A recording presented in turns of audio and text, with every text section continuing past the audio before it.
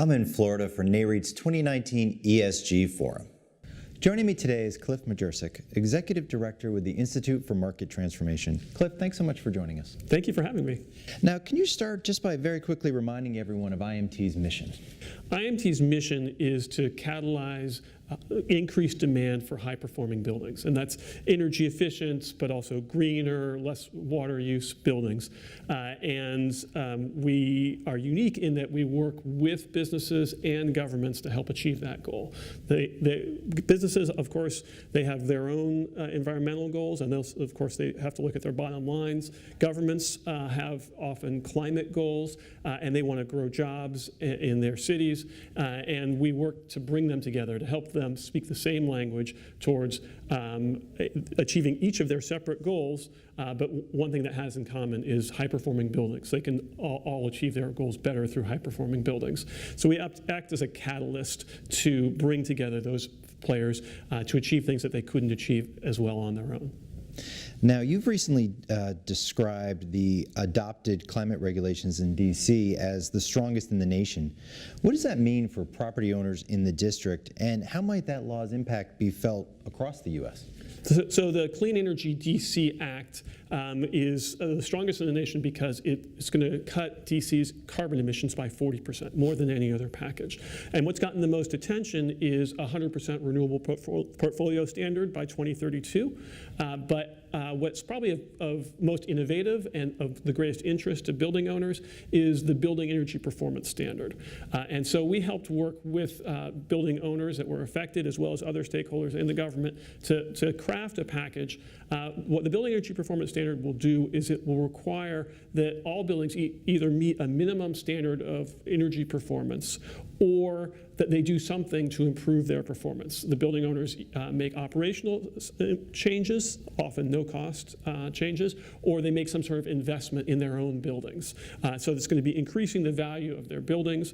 It's going to be creating jobs locally. It's going to be keeping money in D.C. in the community that would otherwise have left via purchases of energy. So it's saving energy costs. It's a model for other jurisdictions, states, and cities around the country that are looking to this as a way for them to meet their own economic goals and climate goals. And it's so important because the cities have to go where the carbon is, and their constituents are telling them, we want you to take action on climate change. And many of them have bold commitments, like a 50% greenhouse gas emissions reduction by 2030.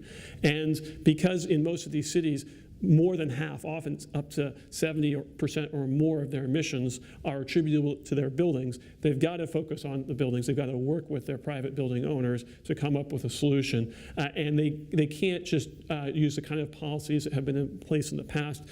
Building codes are great, but they only touch new construction and renovations, and that's typically just, new construction is less than 3% of your building stock each year. So if you want to move quickly, you've got to look at the existing buildings, and that's what's innovative about the DC, the Clean Energy DC Act and the Building Energy Performance Standard there. And that's what you're going to start to see more and more in other jurisdictions around the country. Now, IMT is now a technical partner on Bloomberg Philanthropies' American Cities Climate Challenge. How might this new program impact commercial real estate, and are there opportunities for companies to become proactively involved?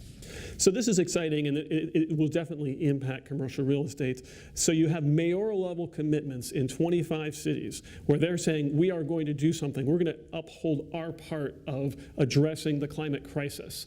And so, as I said, in cities, 50% or more of the emissions, again, sometimes up to 70% of the emissions is coming from their buildings. And so in order to meet these commitments, most of the cities are going to be looking at improving energy efficiency in their buildings. Not just the government buildings, but working with their private sector constituents to make progress there.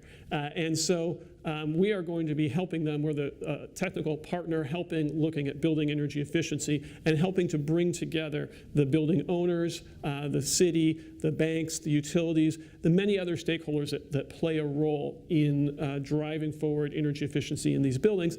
And this is an opportunity for building owners to get out in front, to help shape the policies and programs that are going to be developed in their cities, and to seize opportunities to improve the performance of their buildings, make their buildings more cost-effective, please their tenants, and add property value to their buildings and ultimately benefit their bottom lines. And how widespread are your initiatives?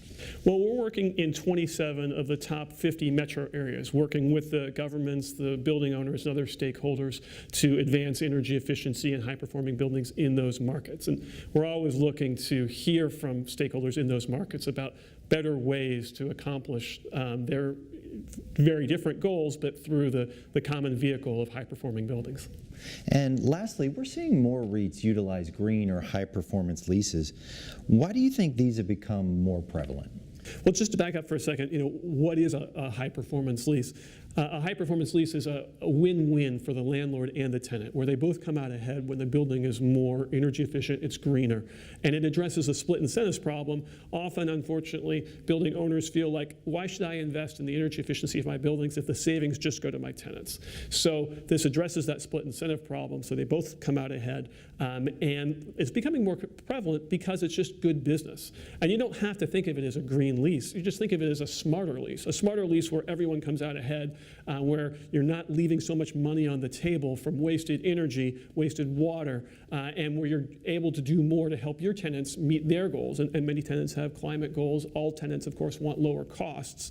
And green leases allow you to work together in a way that you can't without it, to your mutual benefit, to lower costs for both of you, to produce better buildings, more valuable buildings. And of course, that produces happier tenants who are more likely to renew their leases.